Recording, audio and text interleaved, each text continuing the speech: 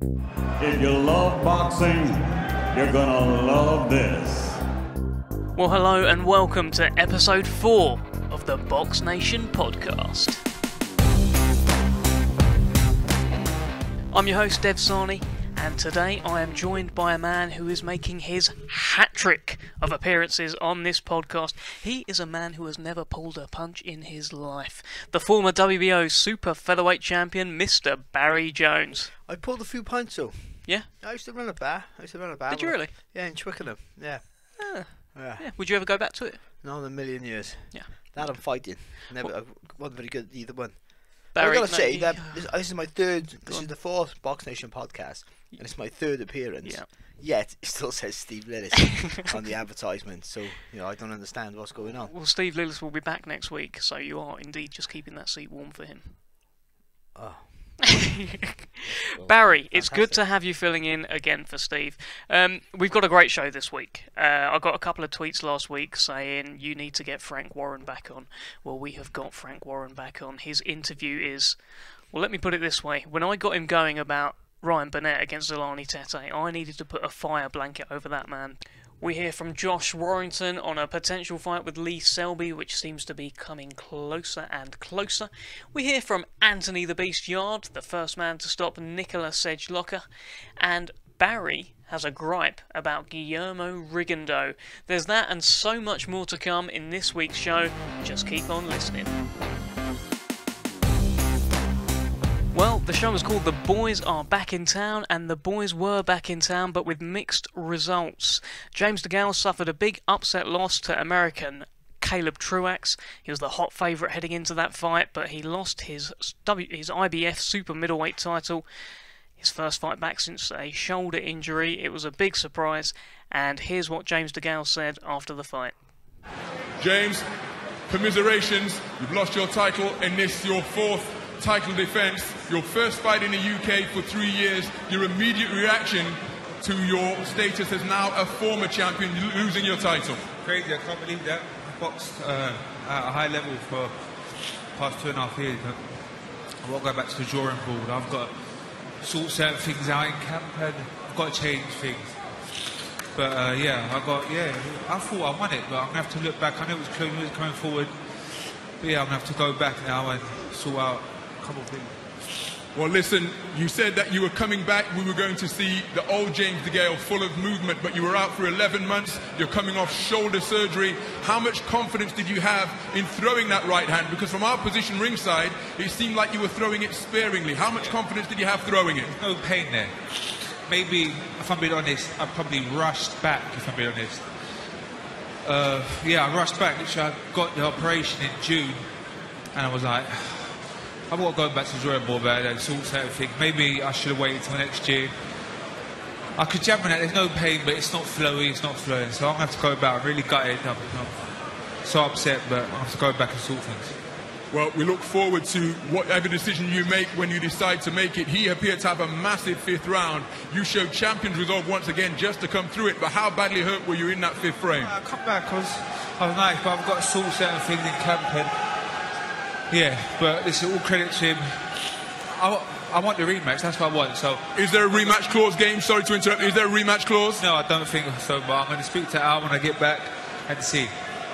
Well, listen, commiserations, you've been a wonderful champion, and we look forward to your future decisions and indeed returning to the apex of the super middleweight division. Well, James clearly not pleased with his performance, saying that perhaps he came back a little bit too soon. I caught up with Frank Warren earlier this week, who reflected on the performances of James DeGale and Lee Selby, who picked up a win. Tell me about the show that we just had. The boys are back in town. The boys did indeed return to town. It was mixed results. How do you reflect back on the show? You're right what you say. Lee Selby did what he had to do against a very, very tough Mexican, and he comes through, and that sets up a fight between him and Josh Warrington. Josh is the mandatory challenger in his title, and next couple of days we're going to look at that. And I just met with Josh and his manager Steve Woods, and we're now working on how we're going to put that together. However, I thought the Mexican was a much tougher opponent than we all. Not me. I always thought it was going to be a tough fight. Tough The Mexican done one, especially like he had to lose weight and so forth, and it turned out to be a decent fight. James DeGale was quite disappointing for James's point of view. Obviously, he lost the fight. I really thought that James was going to really make a statement on the night, and unfortunately, that was not the case. I think he got his tactics wrong. I think all that on the ropes, backing up on the ropes and letting the guy get his shots off wasn't quite the right tactics. I think he should have been taking the centre of the ring, pushing a guy that fights best coming forward, putting him on the back foot, backing up with his jab, letting his shots go. I think would have stood him in better stead. But the bottom line was it wasn't to be on the night, and I hope that James can sort of get over the Christmas, rest up and come back strong next year. I like James. He's a good fighter. He looked $1 million going into it. I thought he was really going to make a statement, but it wasn't his night, and unfortunately that happens in boxing.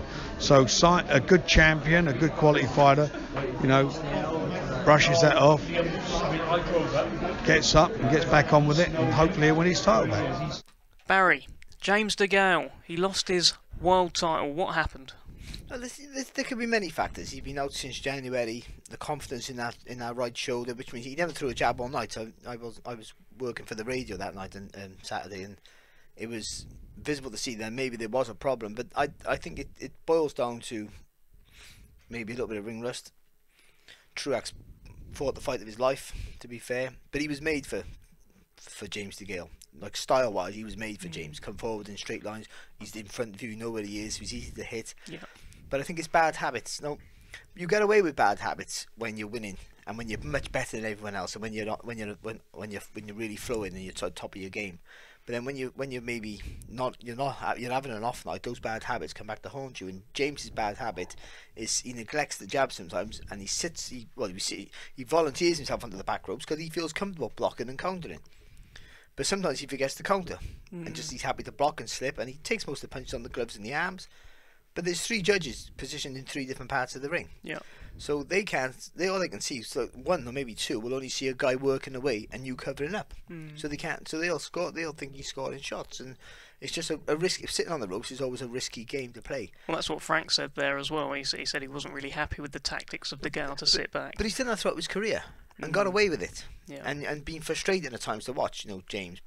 And I think that's come back to haunt him, that thing, and the fact that he didn't throw any jabs and allowed the fella to get close. He didn't even score punches before the guy got in and done his work. Then James's work would be clearer. I think it was about maybe around 8ish, something like that, where Truax came up to him, started working away, and he span off the rope. James pivoted on the front foot beautifully, and all of a sudden Truax is on the ropes and he's in the middle of the ring, so pretty much. And then he went to work, and only threw 3-4 punches, and then he backed away. He could have done that throughout the fight, and then he would have walked that fight. It would have been physically tough. Would have walked it. The thing with James is what he don't get no credit for is he takes a tremendously good punch. Yeah, like it was round 5. Round 5. I scored that 10-8 that round 5 because that was the most dominant round without anyone going down I've seen all year.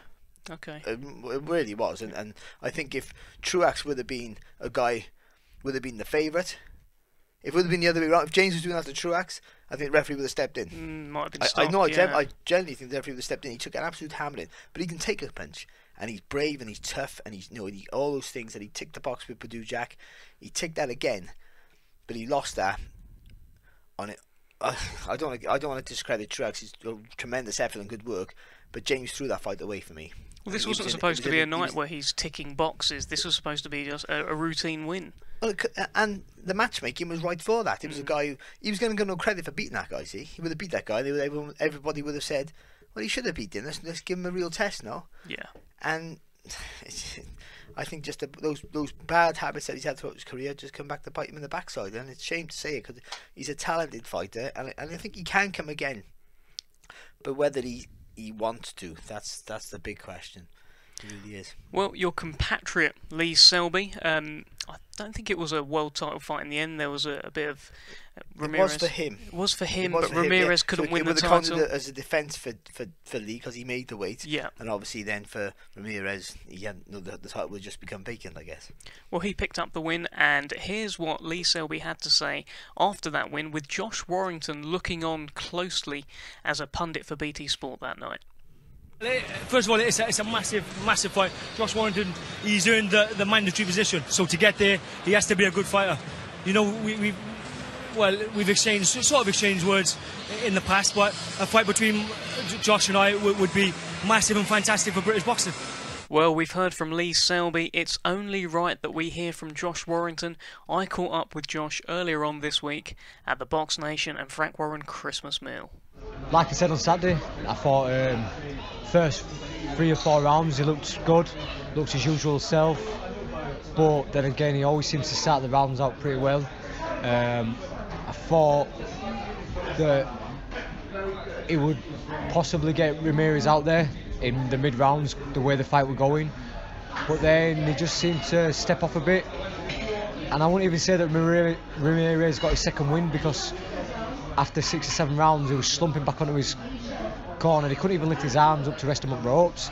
The start of rounds, it looked like he was just going to fall over. He didn't have no defence, he was walking forward in straight lines, he was going square on, but somehow he still managed to catch Lee.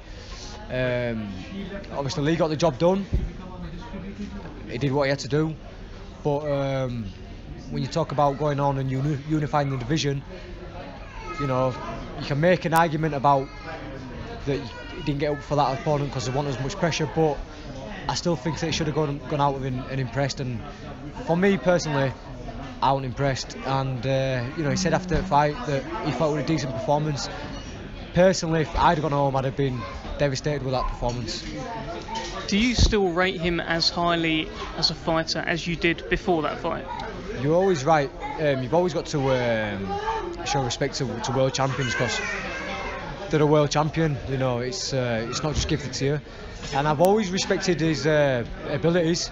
I've always respected what he's done, because you know he's gone a long way, like I have. British, Commonwealth, international titles, European. He's done it that way, but and obviously then the world. But I just think I beat him. You know, I just got a massive belief in. I've felt that for a few years now, and you know, there's been times when people have thought, nah, his level's above, but there isn't levels above. I don't believe so anyway, and when that fight happens, I'll get my chance to prove that. One thing that we keep hearing from Team Selby is this sort of rhetoric of, oh, leave me alone, he's obsessed with me when talking about you, and I can see you're getting angry as I'm asking the question. Talk to me about that. Listen, I see that you know, he's trying to play the victim card now and, you know, make me out to be a villain, but let's rewind 18 months ago when there was all that crap going on about my wedding and me getting offered the fight then, and saying, no, I got called a coward, bottle job, this, that and other, you know. And listen, it might just not seem like nothing, but that frustrated me a lot. Do you know what I mean? I haven't forgot about that, because, you know, for me, there was a lot of stuff going on at home, and I had to, you know, make a decision about wanting to fight, and now we're, you know, prepared to change dates and stuff like that. And you know, I got slaughtered from their team. I got absolutely slaughtered. You know, they come out and they said some stuff. They took it a bit personally, and yeah, it might have been just a laugh for him, but it wasn't for me. You know what I mean? You know, nationwide criticism and stick. But guess what? I've gone a long way around, and I ain't just been gifted this opportunity. I've earned it now. And I, like I say, I haven't forgot about last year. And you know, only a few weeks ago, he was doing the podcast with you guys, and you know, once again there, he's constantly criticising me. You know, average, and if he thinks that, then he thinks that. But there's never been no respect whatsoever. And then he's gone on to, like I say, disrespect me, disrespect the Leeds fans. You know, saying he come up to Leeds and give me a slap in front of all fans, and I don't take that lightly. Do you know what I mean? Don't disrespect me. Don't disrespect my fans, and pipe down with your arrogance as well. So you can't play one card and then play another. You can't play a bad man and then be a victim. You're either one or other. You know, for me, what you see is what you get. I'm straight down the line. So yeah, I ain't gonna sweep everything under the carpet like it didn't happen. I do take it. Some of the stuff what he said didn't pass personally, and obviously that's why, you know, I want to get that fight on. Well, that was Josh Warrington, a somewhat fired up Josh Warrington. He had his own reflection on Lee Selby's performance, said that he looked good for 3 or 4 rounds and then he stepped off a bit. Notably, he said that if he'd have had that performance against Ramirez, he would have been devastated. Barry, what do you make of it? I can understand that. I can understand now people fancying Warrington more than they maybe would have before that performance. I think Lee, Lee's a talent, and he's a unpredictable talent. I think a lot of the stuff he does is off the cuff, not thought out, planned. No, I don't think they plan for certain things he does. He just does things how he feels. So he'll be a little bit erratic in his performances, but he gets the job done. What I didn't like is sometimes him walking away from the target from Ramirez when he was doing some good work, a habit I used to do, but he's a better fighter than me. He shouldn't be doing things like that, and at this level as well, and also maybe just volunteering too much of the ring. And I think if he does that against Warrington, he'll be not in trouble, because I don't think Warrington's a massive puncher, though I think he punches his weight. And same as Lee. Lee's not a massive puncher, but he's a quick-handed puncher, so you feel the shots. And I still favour Lee in that fight. It's not because he's Welsh. I favour Lee massively before that performance. But if he boxes like that against Warrington, then it's a very, very difficult night for him. It feels like that's the feeling out there on Twitter. I was looking at some of the tweets, like if he's like that against Warrington, Warrington will just put it on him all night. But I think it was a flat performance. I don't think it was a bad performance by Lee. I think it was a flat performance. But as we saw with Carl Frampton the week before, some of these South Americans are extremely tough, and they make you look bad because of the way they've been brought up to fight. They just keep walking through you unless you're a massive, devastating puncher. Though Carl is not but he's a big hitter, and Lee not so. They'll just walk right through you if you give them any. If you're not on top of your game. And these were old 10-rounders back in the 80s, and they were great. And you wouldn't get criticised. They would go, "That's a good 10 rounds in the bank for the future." Now you get critiqued for everything.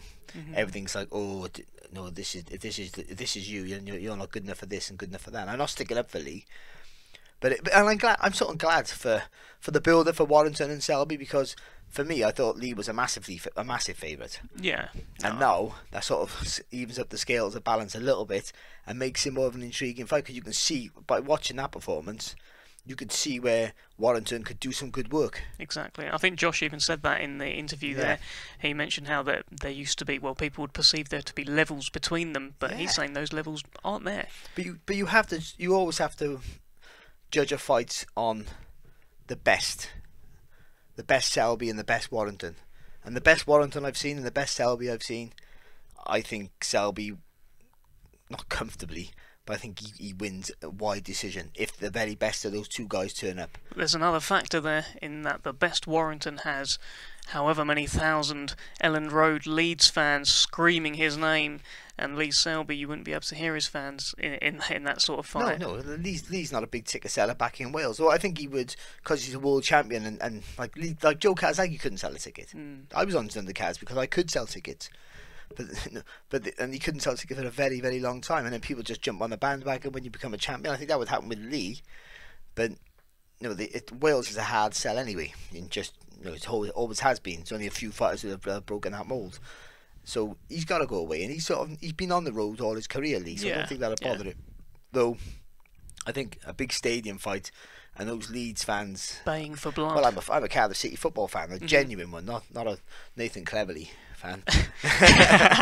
I'm joking, but and Leeds fans in football, they're very passionate about their sport, and I know that they'll be very vocal, and I think so I think Lee it would be an experience he'd never seen before, but I don't think he'd be faced. He's a hugely confident man, and he's old enough as well now to know what's what. He's got to travel. Like the only thing for me is if one of the boxes Frampton, who goes where, because they're both big ticket sellers. Yeah, that's the biggest one. It'd be down to who has the biggest open air facility. Pretty much, yeah. Which you probably think would be Leeds if they can get Elland Road for that fight. If one of them got to get through Selby first, and that's a huge if. It is a huge if. Well, also on that show, both Anthony Yarde and Daniel Dubois picked up wins. Anthony Yarde became the first man to stop the tough Montenegrin Nicholas Edgelocker. The referee waved it off after 4 rounds. After that win, I popped in to see Anthony in his changing room. So I'm here with Anthony Yard. He became the first man to stop Nicola Sedgelocker. Anthony, did you expect to stop him? I did. I said it in all the build-up. I was going to be the first man to stop him. Again, I went out there doing what I wanted to do today. It was a tougher fight than I expected for myself. Got hit with a few jabs I don't think I should have got hit with. But again, that's just me being a critic to myself. I'm always trying to do better. But got the job done. And yeah, onwards and upwards next year. Did he hurt you at all? No, never hurt me, never hurt me. Me getting hit with a few shots, I feel like I needed that because I'm so used to not getting hit. I think that's the first fight I've been hit with. I've been the first fight I've been hitting. So everyone's like, oh, Anthony's been hit. So again, it's a new experience for me. People are forgetting I've had 12 amateur fights. That's my 14th professional fight. And I'm already fighting people that have had 37 fights. Only lost against world-class opposition. He went 25-0 and he lost in a world title fight. So again, these are facts that people need to know, and I'm doing well. I'm doing well, and then next year I'm going to do even better. So how would you assess your 2017 then? My 2017 was fantastic. All knockouts, you know how we do. Beast from the East. I adopted the name, the Beast from the East. Yeah, it's coming along. And what can we expect in 2018 from the Beast from the East? You can expect a better Anthony Yard, a better Beast from the East, bigger and better things. If you think about it, 2017 has gone very good. You know, just if you look at it from the beginning, it's gone fantastic, fantastic. I'm just looking back on it now, making me think about good fights, all knockouts. I fought some decent opponents, different styles. Got in the top 10 ranking. Belts. Won belts. 3 belts this year. In what, 4 fights? 3 belts in my last 4 fights. That's big. And a defence. So again, that's big. Anthony, I know you like to drop some bars every now and again. I'm going to put you on the spot. Give me some bars to talk about your performance with Sedgelocker. Sign us out with some bars. I'm dropping bars. I left the clocker with scars. I've got the bars. And I'm raising the bar. You know I'll go far. To the top I might do. You know I'm the best. Beast from the East. And I'm violent too. Well, before we reflect on the performances of Anthony Yard and Daniel Dubois, Barry, can you please rate Anthony's bars? Oh, I don't know what's going on now. Can I go now? Or you know, I'm not a fan of all that. Listen, Andy, that's a cracking young kid, and he really isn't. But you can leave me out all that stuff. You really can. But listen, he's entertaining. He looks the part, and he's doing what's asked of him. He really is. And he's got a rhyme in him. He's got an admirable rhyme on the spot. Maybe he has. I don't know how that furthers his career as a boxer at all. But you know. but I think it was. Well, before we catch up on the whole performance, we talked to Frank Warren, who reflected on the performances of his 2 red-hot prospects, Anthony Yard and Daniel Dubois. Well, Anthony Yard, knockout win.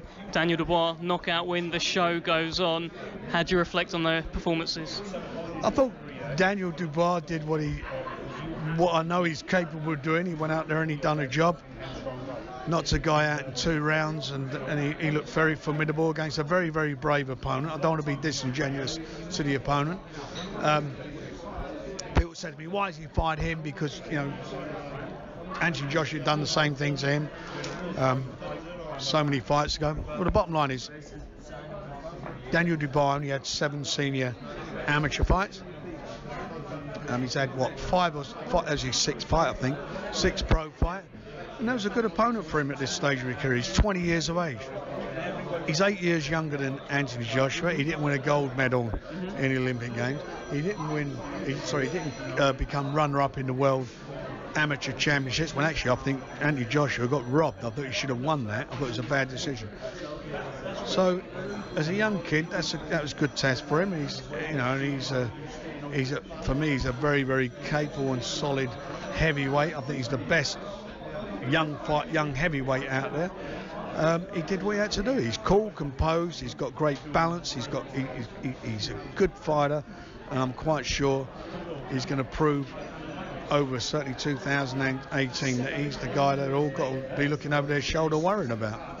He's also coming out of his shell a little bit more in his post-fight interviews, I noticed. But that's confidence. You know, when he turned pro, he was a teenager, and that comes with confidence. He's got massive confidence as a fighter. He's got massive composure as a fighter. You know, and now, obviously dealing with the media, he's getting better and better, and he's a lovely lad. He's a really good kid to deal with. He's very respectful to everybody, his opponents and everyone. He doesn't denigrate people. Same as Anthony Joshua. Anthony Joshua's a good guy when it comes to that. He's got great PR, great appeal, and with Daniel, he's a clean cut kid, clean cut background. He's come through it, and he's a lovely lad, and I'm quite sure, he keeps doing the business in the ring. I think the British public are going to absolutely take to him. He's the real deal. Anthony Yard became the first man to stop Nicola. I've been calling him Sedge Locker, but I've heard other pronunciations. But let's just say he stopped Nicola in the 4th round. What did you make of his performance? Well, he stopped the Montenegrin, and he done it really well, and he done it in good style. It was always going to be a tough fight for him, and you've got to temper where you are with. Listen, we all get carried away. Promoters, press, everybody get carried away when they're looking at something, but you've got to sort of step back and look at the situation. Anthony Yard only had 12 amateur fights. He's had, going into that fight, was it 13 pro fights? He's fighting a guy that's got a wealth of experience in that he won. Sorry, he's a great amateur. He's a very good amateur, had a great amateur career. And as a pro, been in with world-class fighters like Satio Bika. Lost the decision to him. His last fight fought against Stiglitz, who's a world-class operator.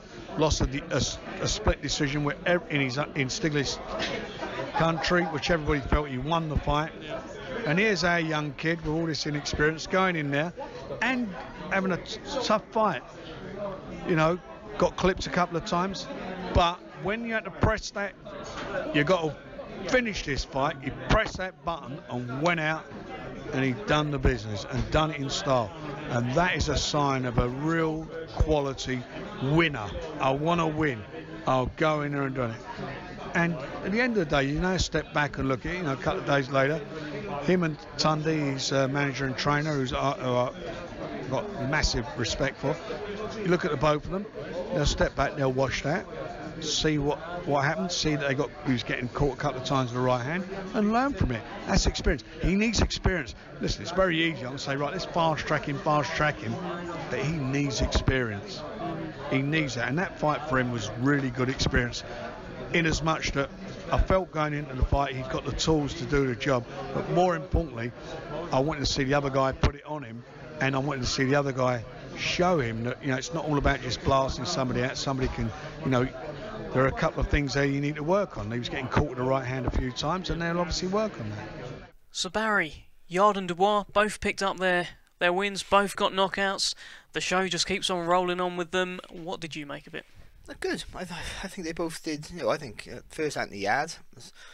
So you interrupted me. Before Frank came on. I think he did well. He boxed well. He took a few shots. I think whatever his name is. Yeah, the Montenegrin, I think Frank's calling him. That bloke. Yeah. He got no rhythm to his work. So he's hard to read. People like hard to read. Anthony looked nice and composed. He got caught with a few shots, which is not a bad thing. So I think some people would have seen some, not weaknesses, but some areas where he needs to work on, and I'm sure that like Tunde would have seen that as well, which is good. You always need to, otherwise you think you're not doing nothing wrong. I spoke about this earlier. You pick up bad habits. Well, you've wanted to see him get hit for ages. You've been calling for it. It sounds horrible, doesn't it? You got what you wanted. Yeah. But you want you just because you don't know until you get the high level what's going to happen when someone gets hurt, hit, frustrated, all those things. They need. That's why you have tests on your way up. And this was a test. Listen, the fellow's at the end of his career, and he was a super middleweight, all those things as well. So it was good matchmaking, but he did the job that he had to do, and he did it in a quicker fashion than I thought. I thought he was going to get the stoppage, but I thought he was going to go second half, which I was looking forward to, actually, seeing what he was like when he was. I know he's got to carry the power later before, but in a more competitive fight. And I think he did everything asked of him, and he's looking really good. It's not kind of talking about the Kovalevs or the Beterbievs or. I think Frank admitted as much himself. He's not quite ready. We wouldn't just put him in with Kovalev tomorrow. No, but he's lucky. I know he's got domestic rivals. if those fights can be made, and that's a fantastic thing, because that means you're going to good money while you're still learning your trade. Because when you get to that, once you get that world level, all bets are off. Then you have to you're learning on the job, and it's very difficult. So no going back. Yeah, there's no going back. Yeah, so I think, but he's going in the right direction. He really is, and that's for the same with Daniel Dubois. My biggest worry about Danny is he gets rushed too quick. Again, like the same with Anthony, but he's a young kid, and and that's the biggest worry for me. But he's going to be hard to slow down. Well, that's it. Yeah, it's a tough job for Frank Warren when he's knocking everyone out. Daniel Dubois, not Frank Warren, that is. And I can't imagine there's too many fighters in a queue to fight him. And the problem he has is there's a big gap between the people he's fighting now. There's no middle people before he gets to a decent level. Do you know what I mean? There's no like a 10 gradient step. 4 to 7 doesn't exist. So he's got a big step up. So he's at number 3 now with the Dutch. He can sort of compare with how Joshua did. Yeah. The next step up then is people who maybe have fought for titles. And then that's a bigger. Is that a step too far? Who knows? And that sort of thing. But that's where he's going. That's where he'll probably go the next fight. Well, both of those guys, who would you like to see them in with next? Ideally, top of your head, Daniel Dubois next opponent. For me, for someone like Daniel, because he's such a young kid, I would just keep feeding him different styles. I said this about Joshua, mind. I would feed him different styles, bigger guys than him, if you can find one. But because you've got to be used to punching down. People who are durable, people who southpaws and things like that. I would. For me, I think with Yard it's different. He's ready to fight for titles, so Buglioni is a great fight for him. It's a hard fight for him, and a fight that he could lose, by the way.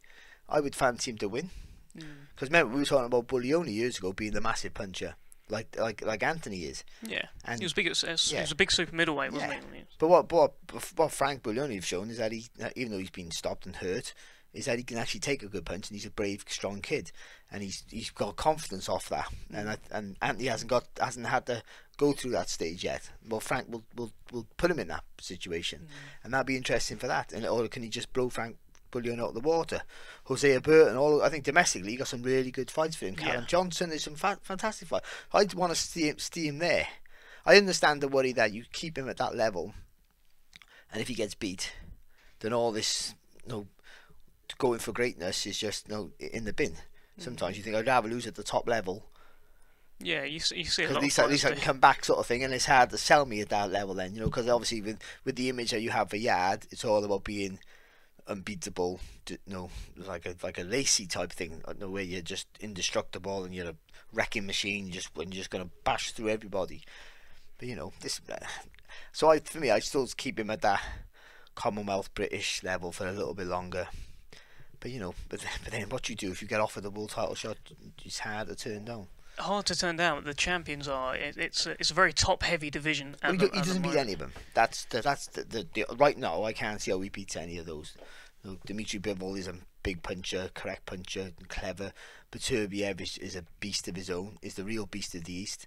Or Kovalev, is he the beast of the East? I don't know. Well, Yard's the beast from the east of London. Yeah, so he's a beast from the West, really. I don't know what he's talking about. There's a rhyme for you. It's not a rhyme. Hashtag Barry's Bars. Yeah. Well, you're wrong.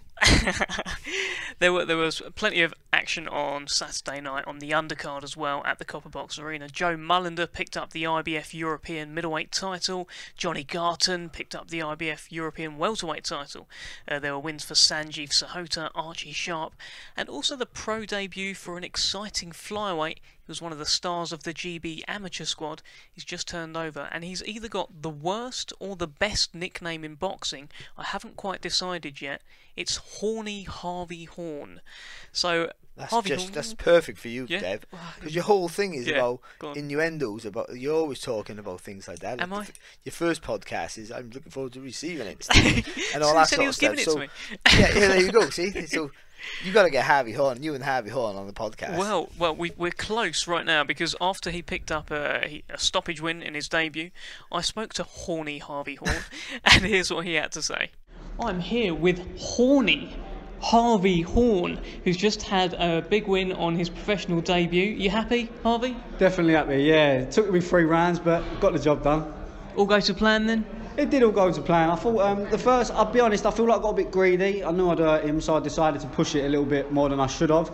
But like I say, it's my debut. Got a bit excited. It's bound to happen, the nerves and everything. But I felt I dealt with the occasion well. Now, I've introduced you as Horny Harvey Horn. The MC tonight didn't, but the MC yesterday at the weigh-in did. He loved it. Horny and all of that. Talk us through that nickname. I've had that since I was 10, 11. It wasn't so much what it means now. It was, it's Horny. My second name's Horny, you alright? And it just stuck with me. I've had it since I was 11, all the way up. It's been on the front of my shorts. And as a GB boxer, I never was on my shorts. I never got to have that nickname portrayed. But now I'm back in the prog, I do enjoy it, and I will be having words with the MC who didn't say it.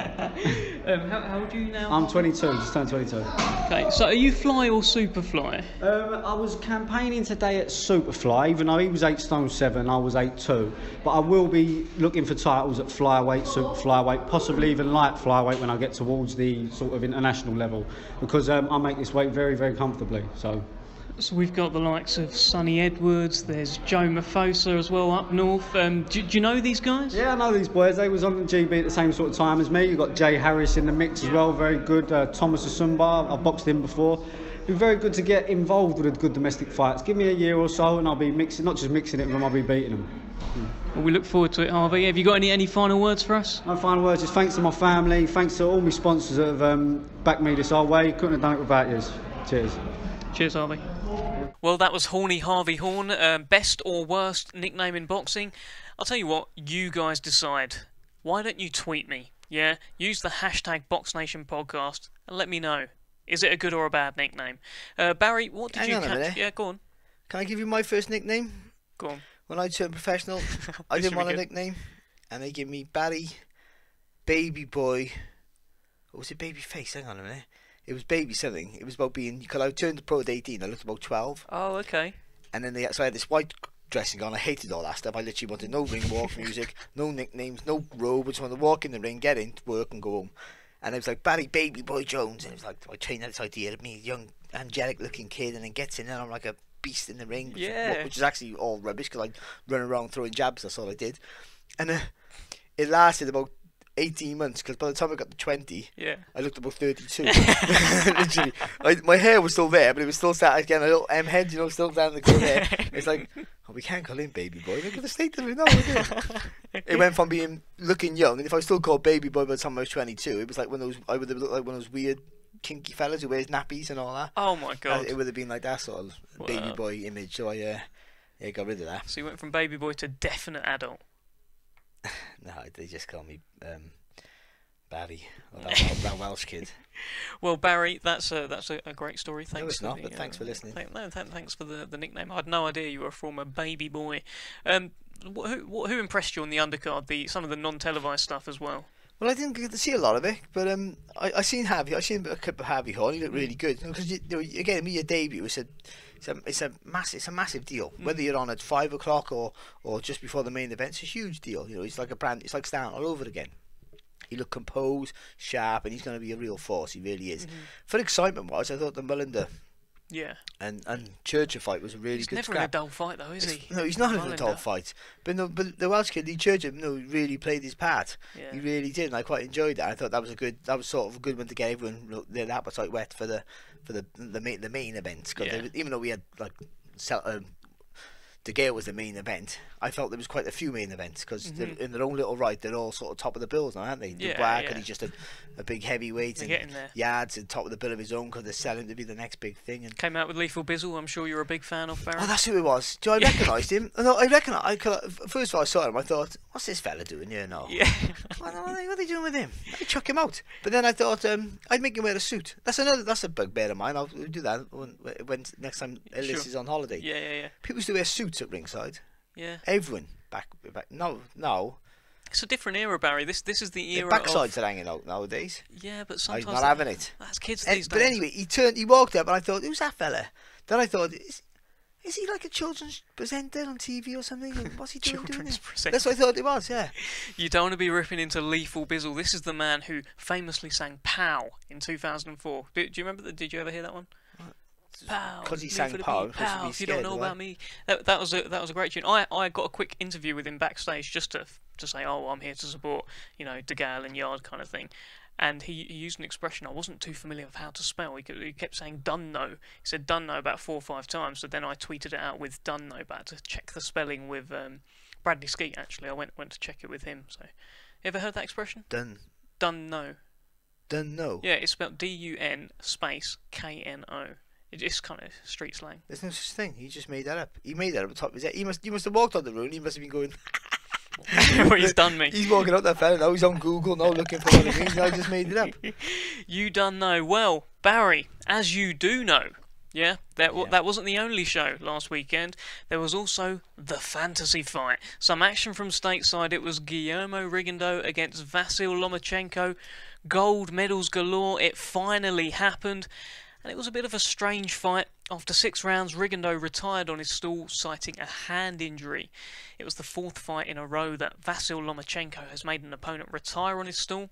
And here's what both fighters had to say after the fight. Vasily, that's 4 guys that don't come out of their corner in a row. What's your new nickname?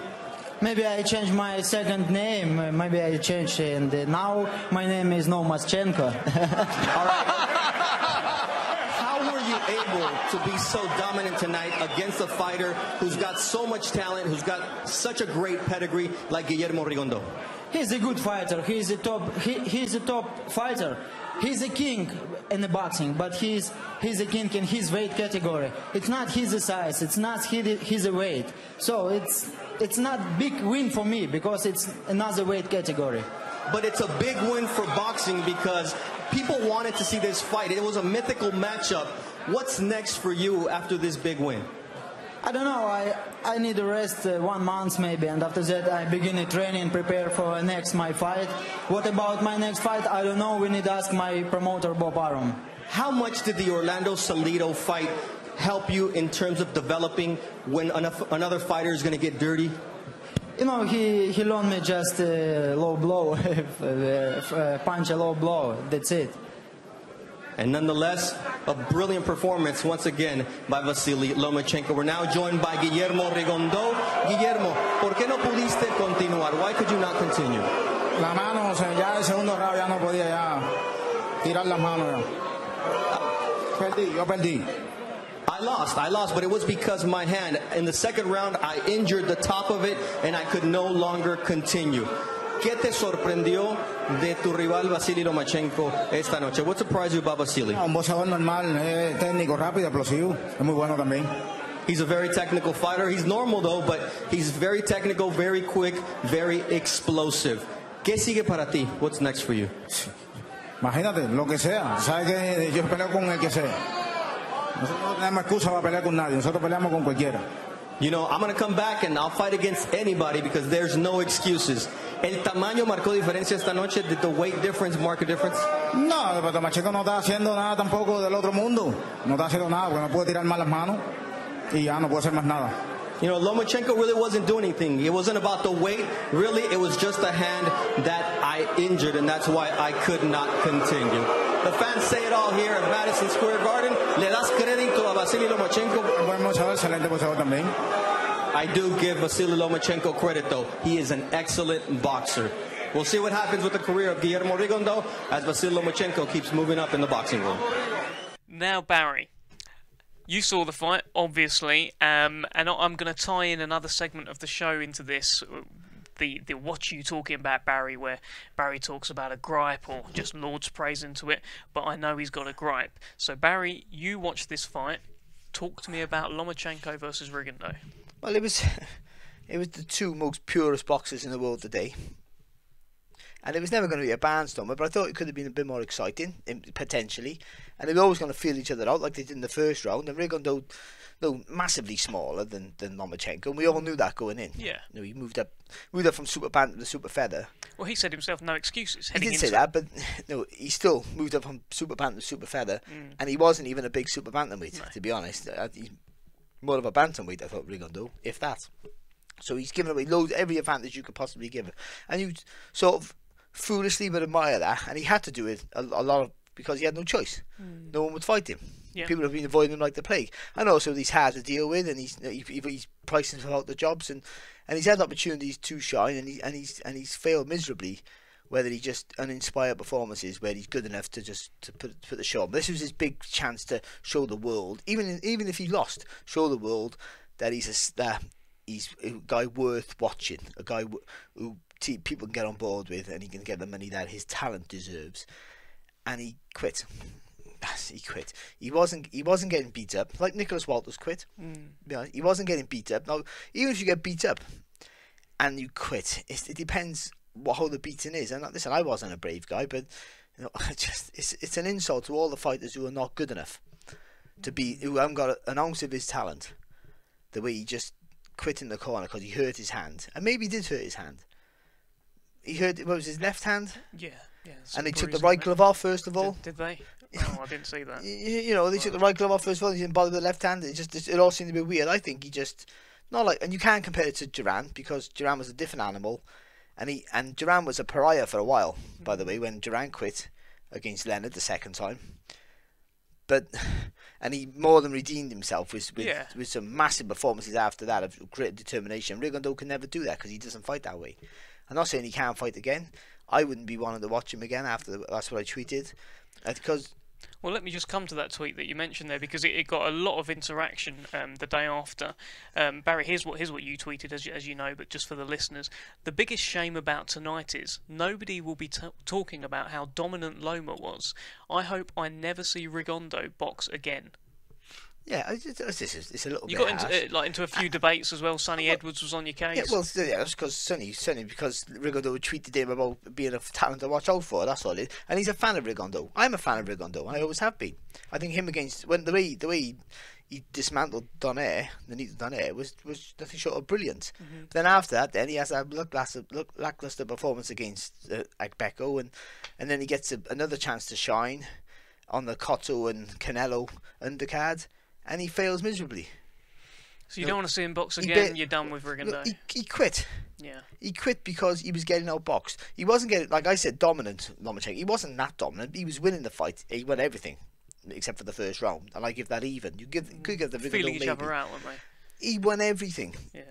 And it wasn't uncomfortable for Lomachenko either. But even though he wasn't massively dominant, and that's Rigondeaux's style. I understand that. You can't just change your mould and start throwing like haymakers, but he didn't try, and he quit because he was getting outboxed, and that's not a sign of a bully. Why would you? What a waste of your talent! What a waste of your talent that is. It's unacceptable. And when you seen on the same night over in Las Vegas, Stephen Smith was all the odds were against him against Francesco Vargas. And he put up a great performance, but his ear ripped open. Yeah. It was ripped in half. Yeah. And he didn't moan, and it was hanging off for ages. And he didn't moan about it. He just kept plugging away. You don't have to do that. That's bravery bordering on stupidity. But you love him for that, and you don't loathe Rigondeaux for what he did. But you can't help but condemn him for that, and I don't want to see a guy like that because it's disrespectful to all the guys who don't have half of his talent, but more desire than he has. And there's no excuse for it. Whatever, even if I'm going to get him £400,000 and the other guy's getting £1 million, well, you're the A side and B side. That's just the way life is. Yeah, do you think that's the end for Rigondeaux? I mean, do you feel sorry for him at all for what happened in his time at Super Bantamweight? I don't feel sorry for him for Saturday night. I think on his whole life, a lot of those Cubans feel sorry for the way their life was, or they've been, not allowed to earn off their extreme talent, and they've been exploited by their own government. I understand that. I'm not a politician, of course, but I do, and I understand that he's been ostracized from any champion who's marketable because they know he can get beat. Mm-hmm. And listen, if I was a champion around his weight at the time, and someone mentioned Rigondeaux, I'd walk up the room. Rigondeaux, I don't know what you're talking about. I remember famously Scott Quigg was asked after a fight once, I think it was Ed Robinson asked him, so are you interested in fighting Rigondeaux? And there was like yeah, smile and laugh. Yeah. Listen, Cal Frampton did it as well. Listen, there's no shame. There is a shame in it in many ways, but I mean you can't blame him because he's you're gonna chasing shadows all night with this. And Rigondeaux could come back tomorrow and he would beat every super bantamweight on the planet with ease, maybe every featherweight, to be honest. Well, it may well be where he settles down now. He might be Debbie super featherweight still, except for that Lomachenko. Lomachenko's a special talent, like Rigondeaux is. And the size was always going to be a factor, but it didn't. I don't think the size was a factor. I think it was just the fact that he was getting a little bit outfoxed, outthought, and he just thought, I can't win this, I'm going. Big props to Vasyl Lomachenko for coming up with that nickname seemingly on the spot. He's now calling himself Lomachenko. What do you think? He must hit harder than what you think. He's the most frustrating character because I think he hits you but doesn't dance away. And I said this last week about his movements always close to the target. He's always looking to make you miss and make you pay, where Rigondeaux's movements are bigger arcs and he's always defensive. He hits you and he's in a safe place, out of the way, and he'll start again with the process of attacking. He's always close to you, so you've got no breathing space, and I think he suffocates you with his talent and suffocates you with his movement. He's always on you, and you can't get no rest from the fella. Whether he's on his way to being an all-time great, still too early to say, because his resume is not full of all-time great opponents yet. Who's out there for him to become an all-time great? Well, he's got to move up. He's got to move up. No, I hate all this weight hopping but that's the way boxing is nowadays. And I think why should you give away advantages? Just because people are saying to me, why didn't he move up to lightweight, light welterweight? Rigondeaux did it, but why should he do it? That was Rigondeaux's choice. Maybe he had no choice, but he took that choice. He could have stayed where he was, and I don't know what he would have done. But I felt sorry for him in that respect. But why should he go and give away massive advantages and box Crawford at welterweight? It's a ridiculous statement to make. Yeah. But Mikey, maybe, and I don't think, because he's not a big super featherweight, Lomachenko. He's not. No. But I think, at lightweight, if Mikey Garcia stays at lightweight and Lanara stays at lightweight, if they do, then they're great fights, because they're guys who will go out on their shield and will give him a test, and they'll have that size advantage. But whether he's a big super featherweight or not, he is a super featherweight, and you have to judge him as that weight. So it's only another 5 pound jump. And the way things go now, you make people, like, if you can do what Canelo did and Cotto did and make people weigh 3 pound under the championship weight, then it evens up the scales a bit. He might be able to start commanding that soon. Yeah, Miguel Burchelt is a good, interesting fight because he'll go out on a shield as well. But I think he's still, like anyone at the moment, they're walking punch bag for Lomachenko. Well, Rigondeaux versus Lomachenko was certainly a fight for the fans. Lomachenko pretty much said as much himself. He said, well, I was too big for him. I caught up with Frank Warren on another fight that a lot of people believe is a fight for the fans, in Ryan Burnett against Zolani Tete. It will be a bantamweight unification. And Frank also talks about the Liam Smith versus Saddam Ali situation. Talk to me about Zolani Tete. Now, earlier on today you announced some shows for next year. Tete will be defending his WBO bantamweight title against Omar Narvaez. Where are we with a Ryan Burnett unification? We're nowhere. Adam Booth was waiting for Radio 5 on the night, and I said to him, Adam, we're going to make this fight. And you know what he said? Whoa, why you keep trying to sell me that? Why do you want that? I'll tell you why I want it, because my man will win. He don't want it because his man won't win. And that's the bottom line of it. So in the meantime, we've got to move on with Zolani. He's got a tough fight against, he's been ordered by the WBO, a mandatory, against Argentinian former world champion. It's a real tough fight for him. And we're going to put that on February the 10th at the Copper Box. And I'm looking forward to it. Zolani's become an honorary Brit. Scouse African, I think that was. Scouse African, but I'll tell you what, he's a really good fighter. We were trying to make the Rigondeaux fight for him, as you know, a little while ago, and that tells you all you need to know about him. But he's a monster, and he'll be out again. In the meantime, if Ryan Burnett wants to unify the belts, these 2 belts against our man, I'll pay my man. He can go and fight on Sky. He can go and fight on Hearn show. I'll pay my man. I even got to pay him his purse. And that means if I was Ryan Burnett, I'll be saying to Eddie Hearn, well, you're not paying him, so give me his purse. I'm going to have a real burst through. You know the Irish are going to turn out for it, because we took him over there. They've seen him in action. World record win. Yeah.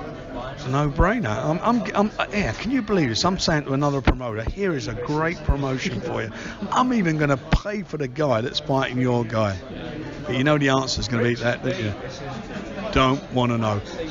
Now, I spoke to you a couple of weeks ago, just before Saddam Ali and Miguel Cotto fought, and you said that on the Monday there will be an email or a fax, I think you said, waiting for Golden Boy with an offer for that fight for Liam Smith. Where are we with that? Exactly what you just said. They've been, you know, that the WBO have told them they've got to negotiate. So we're negotiating, and we want to get the fight. And I want Liam in there. I want Liam in there. That's a tough fight. It's a good fight, and I'd like to put it on the UK. So is it a fight that has to happen? Is he mandatory challenger, or can something happen before? Liam Smith against Liam Williams was an eliminator for the title. The winner of that had to fight the winner of Cotto and Ali. Ali won it. I didn't think Ali would win it against all expectation, but that's what it is. So Ali now has to fight the winner. So we saw there was some tweets about Kell Brook potentially getting in there against Saddam Ali at some point next year. Ain't gonna happen.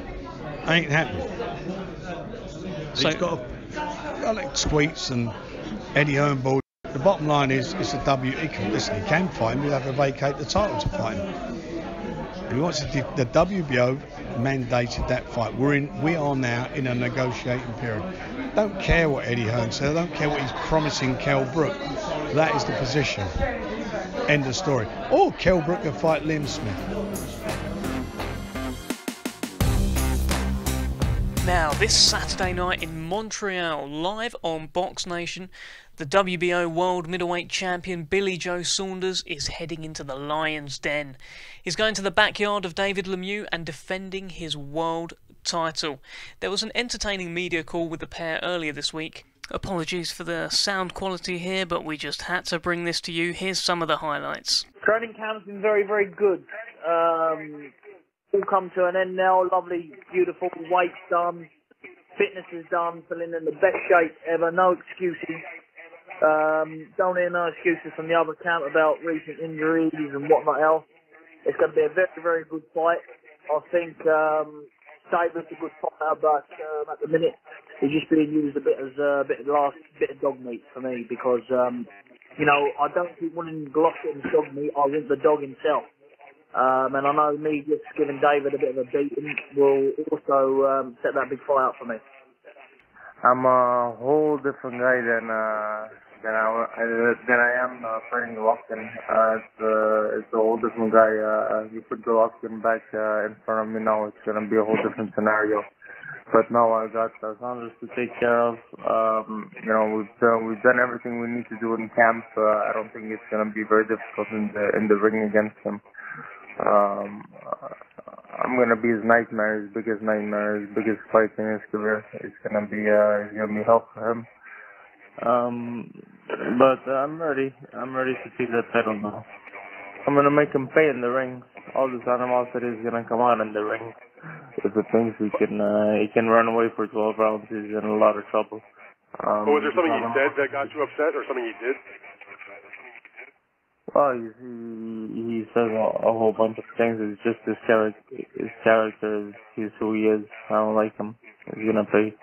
Listen, I go to enemy territory all the time. Where I'm from, when I boxed Andy Lee, it was the biggest feud amongst possible gypsy culture. English, Irish, Scottish and Welsh, all there in one mixture. Most of them there for Andy Lee. I mean, I perform under pressure. I've seen David's absolute best performance against Gennady Golovkin. I think David's very weak in the mind. And at the end of the day, I don't care if it's in his back garden.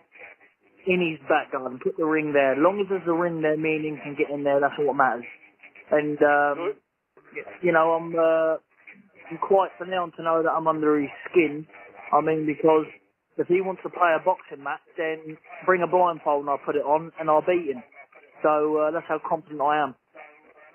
Now, do you have any regard for his punching power? Most people watch David fight, they think, and have seen like knockouts he had against Curtis Stevens, and look at David honestly as maybe one of the top punchers in the entire sport, regardless of weight class. Do you have a thought about the kind of punching power that he possesses? Knocking out bums, yeah, knocking out old men. But he come unstuck against Rubio, who's a tough man who really power.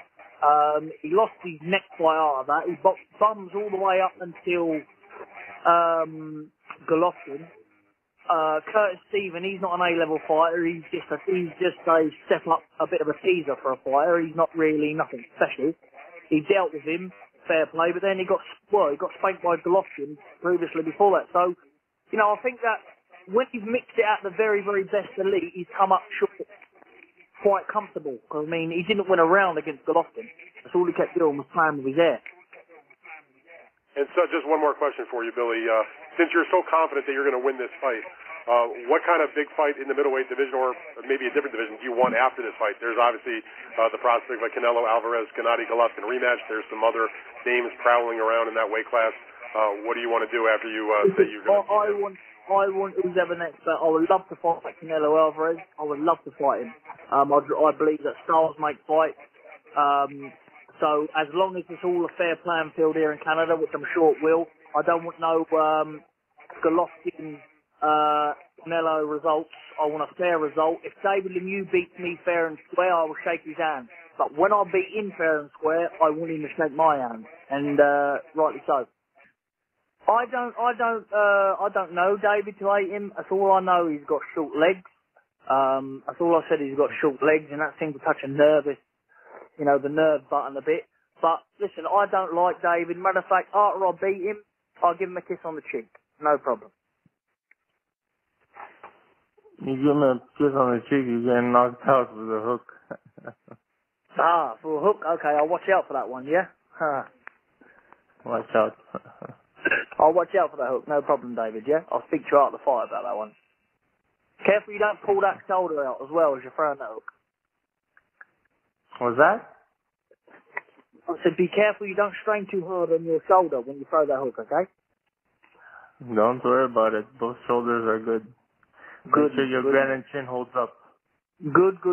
My chin will hold up, I promise you that. That's one thing I will promise you. My chin will definitely hold up. I promise you that. If it don't, you can have my purse. How about that? No problem. Okay, then. I'll keep that in mind after the fight. Yeah. Keep that in mind, because you need it, because you're only getting a small one this time, aren't you? Okay, we got you in Canada at least. Yeah, you got me in Canada, no problem. At least it's a ring, innit? You got me in Canada, I'll just look at it as a little bit of holiday, smack you up, and then go and do what I've got to do after, so that's all good. I don't expect nothing. Listen, every fighter's had injuries, isn't he? But some's worse than the others. We see James DeGale last week, he had a shoulder injury. And he rushed back too soon, and it was, he should have waited a bit longer. But, look, the way you've got to look at it, I'm sure David's fit, healthy, ready to go, because he won't be in the ring if not, and his management team wouldn't be advising him to get in that ring. Well, I like to hope so. You know, the same with me. If I had an injury, then I wouldn't be here. So we've both got to be 100%. So I thank God we're both 100%, and we can both go to work on Saturday night. Listen, like I said earlier on, I don't dislike David. I don't know him to dislike him. I don't really keep track of him, how he goes on and how he don't. That's all I know is that, you know, he said he mentioned about putting people in a coffin dead on Twitter. Now, I've only got respect for the boxing world, and, you know, we recently lost someone passed away in the ring, and also somebody again the other day. So I just don't like that talk, because that's just stupid talk, because if them people's family hear stuff like that, it's very upsetting and very discrediting boxing. So, look, if he knocks me out, that's the name we're in. If I knock him out, I knock him out. But, you know, keep the death situation away from it. That's the only thing I didn't like, which, personally, myself, it don't hurt me, but, you know, I love boxing and it discredits boxing. So that's the only reason why, you know, I got a little bit of a, you know, I said he had short legs and whatnot else, because he said that, which I'm only stating the truth. He's got short legs. Right. David, David, my son's got some size 22 jeans brought over for you for after the fight. I've got them as a present for you, yeah? 22-inch legs. Can you talk in English? I don't understand what you're saying. Okay. I got very nice jeans for you as a present. Good gesture. But they're very short in leg for you. We're going to go ahead and transition now to final comments. So, David, do you have any final comments you want to share with the media on the call today? Saturday night, I'm going to be the new world champion. All right, thank you. Billy Joe, do you have any final comments you'd like to give? LOL. L-O-L. See you Saturday. God bless you all. Well, Billy Joe Saunders in fine form there. He's quite humorous at these media calls and press conferences, Barry. He's offered David Lemieux some of his child's trousers. He calls him little legs. What do you make of that? Well, for a man with little legs himself, I think it should be fine. It's disgusting. Listen, Billy's a wind-up, isn't he? And he knows how to get under your skin, and he'll try anything for that. I think he wants to get Lemieux mad. I know it sounds weird. Why do you want to get a big puncher mad? But you want to get him mad. You want to get him all tense and try and take your head off, because Billy wants to be the matador to the bull. So the faster you run at him without any thought, the easier it's going to be for Billy. And I think that. And if you can get under the skin, then great. How do you see this fight going, Barry? Break it down for me. Billy Joe Saunders, boxer versus puncher, isn't it? It literally is boxer versus puncher at the purest form. And I think I keep saying, I've said it. I said it on here. I say it on the Bunsour every week. Watch Lemieux versus Undam, Hassan Undam. Yeah. And that I think Billy's a better boxer than Undam, but it'll be like that. I think but Billy will be totally outboxing him. But if he gets caught, he could be on the floor. I think Undam was floored and up 6 times. I think. Yeah. And but he was winning the fight when he was on his feet. I mean, he was doing really well on his feet. But every time he got caught, he'd go over and Lemieux won the fight just on that alone in the end. And he showed that he has that power, for the whole duration of those 36 minutes. He's not one of those guys who runs out of steam after 4 rounds like some big punchers do, because they're all aggression. He's a real natural puncher. He puts a lot into it, but he's a natural puncher, and he trains that way that he can throw power shots for 12 rounds. So Billy's got to be, and Dominic Ingle was really pointing about that, how he has to be fully focused for every minute of every round. I think he was a little bit concerned that if the rounds are remotely close, or if he takes his foot off the gas in those last 20 seconds and Lemieux has a big push, then being the home fighter, he might nick those rounds. But because it's going to be quite technical, so Billy might only throw maybe like 10 punches around, because he won't want to overcommit, and he'll try and keep feinting and drawing the lead of Lemieux, and that's what he wants to do. But ultimately, I think Billy will win if he can take a punch. The question we don't know, because this guy's a world class puncher. He can hurt you anyway, but if Billy will get hit at some point, he will get hurt at some point more than he's ever been before, and how he reacts to that will tell us so much more about Billy than we've ever known. I think if he can just take that and either find a rest somewhere or fight back out of trouble or whatever he does. But the key ingredient is discipline. He has all the ability to give this guy a boxing and stand him on his head for the most part of the fight. It's the discipline to not get too excited about your success, to stick to the plan that you have. I think that's very important. What do you make of Billy's comments that all of Lemieux's knockouts have been against bums? They're not. No, you look at Lemieux's record compared to Billy's, and Billy's pales in significance, I think, compared to Lemieux's. In terms of the names? Names, yeah. I think Lemieux's has a better record than Billy. Let's talk about that. Which names stand out to you as being particularly great on Lemieux's record? Because for me, I look at Saunders and I think Andy Lee, good champion. Yeah, but you do think Andy Lee's a good champion. Chris Eubank. But Andy Lee is a good fighter. But also he's a guy who's pretty much was at the end of his career. Who had a long career.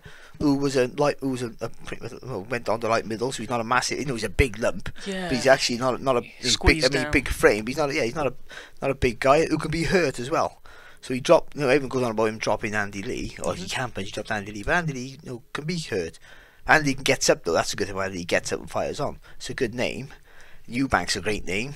Yeah. But he had Eubank before. Eubank was maybe the fighter they're talking about him now. He still wins. Billy's a brilliant fighter, and he had all those guys who undefeated records. But Glenn Tappier's maybe a better win on the record, because Glenn Tappier's a world class competitor who just haven't quite got over that line. So what I say is he's a guy who, if you're going to be a world champion, you're always going to beat him. So Billy would beat Glenn Tappier, but he'd be a better name on his record than some of the others.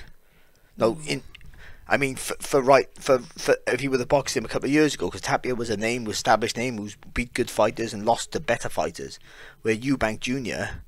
was still an unknown quantity. It's turned out now that Eubank Jr. has been a better fighter than what he was then, but at that level we didn't know how good Eubank was, and after he got beat by Billy, we wasn't sure if he was going to be as good as touted. But if Eubank goes on to win this tournament, for example. I know it's the weight above, and he's gone 12 rounds, or he's improved as a fighter, etc. Surely that win that Billy Joe Saunders has over him looks better and better. It looks better because he looks better, but he's caught him then. He hasn't beat him around that time or after. I'm not slagging the win. There was a tremendous win, and Eubank was a good fighter then, but we didn't know if he was going to be world class or not. Like, we didn't know if Billy was going to be world class or not. That was a European title fight, and rightly so. And so, you know, and it was a big step for Eubank more than it was for Billy. Because Billy Eubank was the draw, but Billy on records and for boxing people, Billy was the favourite. I'm sure he must. Well, it was a strange one because everything on paper pointed towards Billy Joe Saunders, but it ended up just before they started punching each other. Eubank actually went into it as the favourite, probably because people just because of the Eubank name, of course, Eubank name and the sexy thing about Eubank beating again, like sexy and stuff like that. But the Undam fight, if Billy would have beat Undam, that's the best win of his career by far. No, it is. A guy who's been a world champion, or a good fighter who's I'm not sure, isn't Undam a world champion again now? Did he win a version of the WBA title or something? I think he's the Japanese guy.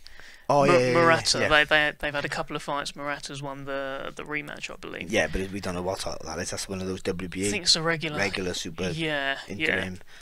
Recess. Well, this is a good debate because Barry, for the first time in a long time, I'm not necessarily sure I agree with you. But let's get the fans to tweet us. Use hashtag BoxNationPodcast. Heading into this weekend, who has the better resume, David Lemieux or Billy Joe Saunders?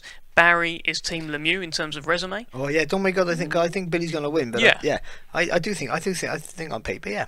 I think the guys he boxed have shown pedigree of boxing at a higher level than the guys that Billy have boxed. And I think Saunders, there was a run of undefeated fighters there as well, which does look very good on BoxRec. Yeah, Spike O'Sullivan. I remember I'd done it before. I think it was like 72-0. I think he had 3 fighters on the shot, and that's their records. But an undefeated record means nothing. I mean, it's great, but it doesn't always mean. You can fight nobodies for 12 fights if you wanted to. An O is overinflated nowadays, and it has been since my time. I think once TV got a massive investment in boxing, then that O became a huge factor, whereas before it was never a factor about being undefeated. If you were undefeated, you were something special. Back many moves before I boxed, so I wouldn't always look into an O, because until you box someone at a higher level, it means nothing if you're undefeated, if you haven't boxed nobody. But Billy did have a good run, and he's had all the right tests. Billy, I think he's done it traditionally to get up to the top. All the titles in the southern area. Yeah, we talk about Yard and Dubois. Yeah, well, Billy had that proper upbringing, but Fletcher was a good win for him. Exactly, Jared Fletcher. In hindsight, no, Fletcher went on to win. Did he win a interim title or something? I think he's won a world title, but he wasn't really world class Fletcher, but he was a good fighter. At that European domestic level, Billy just wiped the floor with all them guys easily. But at world level, he hasn't really boxed except for Andy Lee. And even though Andy Lee's been a world champion and a good fighter, you do put Andy Lee as one of the best middleweights of the last 5 years. You wouldn't mention him in them sort of levels, to be honest, to be truthful. So I think this is the biggest test for Billy by far, but it's not the biggest test for Lemieux. Well, one closing thing I'd say on that is how many people on David Lemieux's record do we think Willie Monroe would beat? And I think he would beat a whole lot of them, because Willie Monroe's one of those technical punchers. He racks up the points. But you decide, fans, listeners, give us a tweet. Use the hashtag BoxNationPodcast. Billy Joe Saunders versus David Lemieux is live on BoxNation from 2 AM this Saturday. You want to watch the fight? Go to BoxNation.com, follow the simple instructions. Before you know it, you'll have the channel, and you'll have a wonderful Christmas with BoxNation on your TV. Here's some dates and times for you to punch into your calendar this week. We've got some great shows coming up. So Thursday, 3:30. How about a bit of Canelo versus Khan? Barry, I'm sure you worked on that fight, did a bit of commentary, did you? It was all going great, wasn't it, for the first few rounds with Khan? But it was always going to happen. Let's be honest. Canelo was measuring him, naturally bigger. But listen, that fight just typifies Amir Khan. Yeah, he's walking the tightrope, wasn't he? But gutsy, he takes those risks. He doesn't care. He wants to fight the best, and he does. And he comes unstuck, but he dusts himself off, and he goes again. You know, I can't wait to see him fight again, to be honest. I thought, it's all built up now. He's done the whole jungle thing. Oh yeah, he did it. How did he get on with that? I don't watch it. It started really well. And people were like really getting on his side, and he was amusing everyone. Then somehow he got embroiled in like a bullying row where he seemed to be ganging up on someone. I don't think he really knew if he was bullying anyone. I don't think he really was. I think he's a nice guy with a good heart. Yeah. But ultimately, he's come out of it quite well. I think he's improved his profile, and he's got a cheeky smile that seems to have won and that's over what it the was public. about, wasn't it? I think he had a big enough profile anyway, but I think that we've seen with David Hay, he's had that because he went to the jungle. He's done that crossover thing where he sells his fights just on because he's a celebrity now more than a boxer. Indeed. Well, Thursday at 7 o'clock we have the final episode of Cassius and Helder of the year. It's the final one before Christmas. You've got the likes of Sonny Edwards, good friend of Barry Jones. But we're all good, me and Sonny. Have you actually spoke to him like in person? Yeah, I met him. Yeah. Not since then, but no, not since. But he's just defending his argument, isn't he? He's no big deal. You can't take it to heart. Sonny Edwards is on. Harley Ben and Umar Sadiq. Shout out to Umar. He was one of the floater fights on Saturday night. Who was praying for James DeGale or Lee Selby to get a quick knockout so he could get on. Unfortunately, he didn't get on. I know he's a fan of the show, so hopefully we'll see you soon, Umar. Friday, 2 o'clock, a fight to remember. They look back to 1999 Richie Woodall defending his title against Germany's Marcus Bayer. Barry, talk to me. Oh, Marcus Bayer was a massively underrated champion. It was the time when Germany had a couple of champions there who they couldn't sell outside of Germany, but they would pack anywhere. It was weird because that little time there, especially super middleweights in Germany, they just wouldn't leave home. But I know they did in the end, and Bayer did. But I mean, really, they wouldn't want to leave home, and they went and they dominated massively. They did that division, and then they stayed away from Joe Kawasaki as long as they could. Yeah, well, that's of course. the truth. Well, that's Friday at 2 o'clock. That's a fight to remember. Friday at 7 o'clock, it is, of course, Bunce's Boxing Hour. Steve Bunce and Barry Jones, you're on this week, aren't you? No, I'll be in Canada. Oh, Barry, you're going to Canada. Well, so who's going to be on the sofa with Steve? Who cares? I'm going to Canada. No point tuning in. I'll get on. I'll get the Skype on or something like that. I'll have to get the Skype and sit on. I think Steve will get some guests in, and I think Steve Lillis might replace me. It's the least he can do because I'm taking over his place here now. And you've done a more than admirable job filling in, Steve. I can't say that word either. Yeah, it's a struggle actually, that wasn't it? So yeah, Bunce's Box now, Friday 7 o'clock. Man. All the build up to Saunders versus Lemieux. Maybe they probably will Skype you in if you're going to be in Canada. Yeah, well, hopefully we'll try and get the weigh-in on the show if we can. Yeah, that I'll makes take a sense. couple of pictures of a couple of fellas in their underpants and stuff, and right up your street and all that. We know that. I don't know where this has come from. The things you say. Is this going back to horny Harvey Horn? Best or worst? Give us a tweet. Let us know what you think. Yeah. I don't know what's going on. Like Barry, you're huffing and puffing. You didn't like horny Harvey Hearn. You didn't like Anthony Yard's bars earlier on. I had to look that up. What's the other bat? Was he got his own little range of chocolate or something? What's going on? Don't forget, 2 a.m. Saturday night, Billy Joe Saunders, WBO World Middleweight Champion. He defends his belt against Canada's hard-hitting David Lemieux. We'll be live on BoxNation. If you want to subscribe to watch that fight, go to BoxNation.com. Follow the simple instructions. It's also available, of course, on watch.boxnation.com, which is our online streaming service. It's 24/7, it's HD, it has catch-up, so if you can't stay up, the fight will be loaded up and ready for you the next day. Well, that's all we've got time for today, but fear not, listeners, because we'll be back next week. We're going to reflect on Saunders versus Lemieux, and we've got a whole lot more coming up. Thanks for listening.